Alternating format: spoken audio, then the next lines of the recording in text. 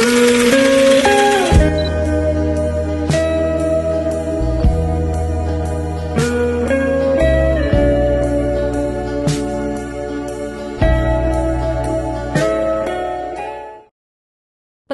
sistem operasi Windows. Halo semuanya, jadi hari ini kami dari kelompok 15 akan membahas tentang manajemen proses pada sistem operasi. Sebelumnya kita akan membahas tentang sistem operasi yang akan kita bahas kali ini, yaitu Windows. Windows sendiri adalah sistem operasi buatan Microsoft yang pertama kali dirilis pada tahun 1985 dan terus berkembang hingga versi terbaru. Secara garis besar, Windows terbagi dalam beberapa jenis: Windows untuk PC atau laptop pribadi, Windows Server untuk kebutuhan bisnis, dan serta keluarga Windows CE untuk perangkat khusus. Berikutnya, karakteristik Windows seperti antarmuka grafis atau bisa disebut juga dengan GUI. Sejak awal, Windows dirancang untuk menghadirkan perintah teks MS-DOS dengan tampilan visual berupa jendela, icon, dan menu. Kedua, kompatibilitas perangkat keras dan perangkat lunak Windows dirancang agar bisa berjalan di berbagai PC kompatibel. Ketiga, multitasking. Sistem operasi Windows dikembangkan untuk mendukung menjalankan beberapa aplikasi secara sekaligus. Berikutnya adalah target pasar Windows. Target pasar Windows sendiri, pengguna Windows 55% itu penggunanya adalah personal atau home, yang karakteristik pasarnya mencakup pelajar, mahasiswa, dan pekerja kantoran, dan 30% di dalam bidang bisnis atau enterprise. Karakteristik pasar yang mencakup pasar kecil hingga besar dan data center.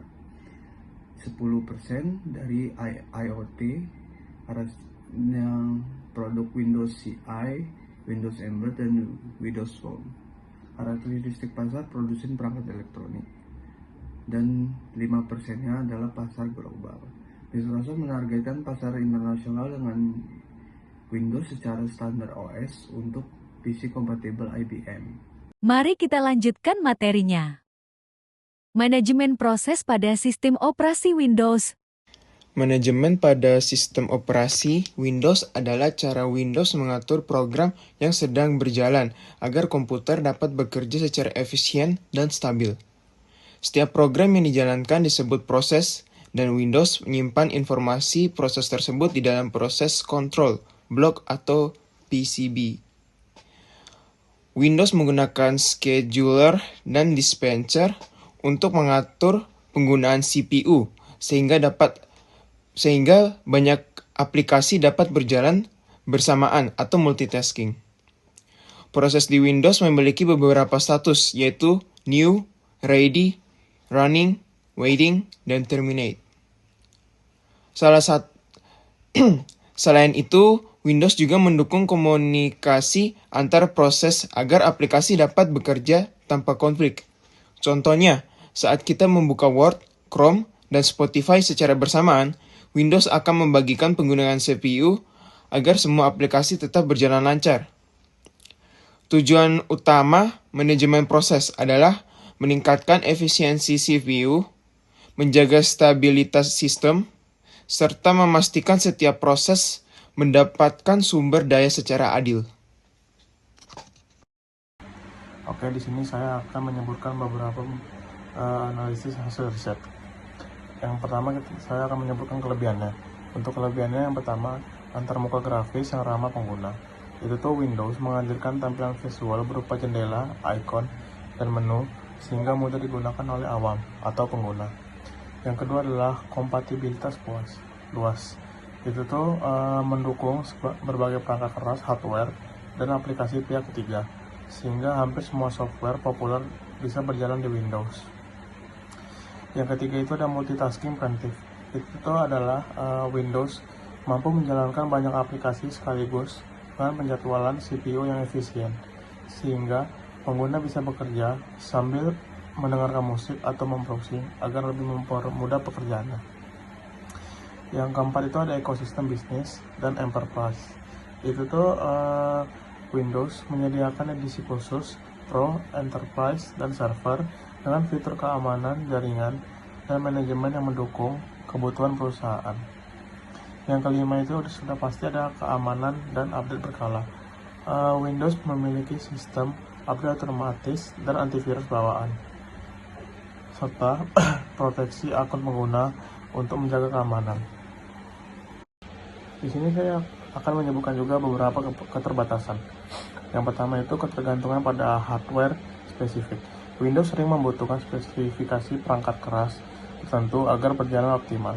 Versi terbaru, misalnya Windows 11, tidak bisa dipasangkan di PC lama tanpa dukungan TPM 2.0 dan Secure Boot.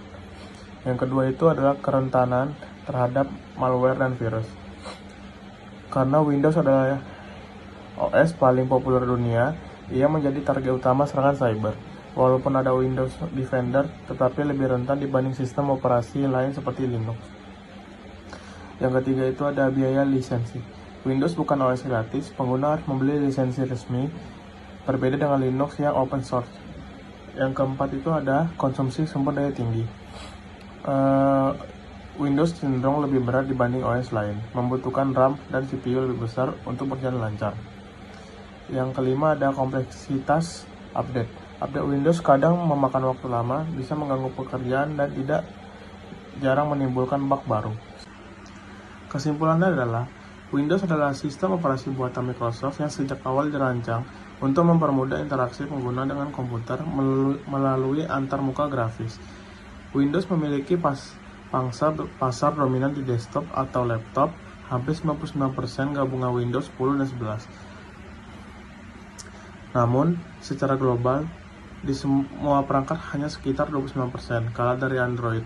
Segmentasi pasar Windows terbagi menjadi 4, personal home itu 55%, business enterprise 30%, perangkat khusus atau IoT itu 10%, dan global atau edukasi itu 5%.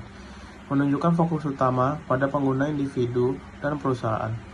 Dari sisi teknis, Windows menerapkan manajemen proses dengan siklus hidup menggunakan schedule dan dispatcher untuk multitasking preventif, serta menyediakan mekanisme komunikasi antar proses. Kelebihan pendekatan Windows adalah ramah pengguna, kompatibilitas luas, ekosistem bisnis, keamanan, dukungan multimedia dan gaming, serta integrasi layanan Microsoft. Namun keterbatasannya meliputi biaya lisensi, kebutuhan hardware tinggi, kerentanan terhadap malware, kompleksitas update, dan fleksibilitas yang lebih rendah dibanding Linux. Temuan menarik dari semua pembahasan adalah bahwa Windows berhasil menjadi standar global di desktop berkat kemudahan pengguna dan kompatibilitas, tetapi gagal di mobile sehingga pasar globalnya kalah dari Android atau iOS, sehingga menegaskan strategi Microsoft yang lebih fokus pada desktop dan enterprise.